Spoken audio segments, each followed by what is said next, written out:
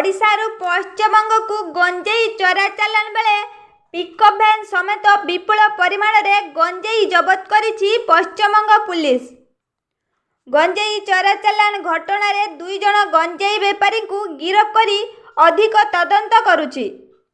पश्चिमबंगर मुर्शिदाबाद अंचल को पिकअप भैन रे गंजेई चालान हेउथबा नै कौनसी सूत्ररू खबर पाई गुरुवार अपराह्न रे नारायणगढ़ थाना पुलिस जातीय राजपथर रामपुर टोल प्लाजा निकटरे विभिन्न गाड़ी गुड़ी को जांच करने सहित चेकिंग को कड़ाकड़ी करिथिला।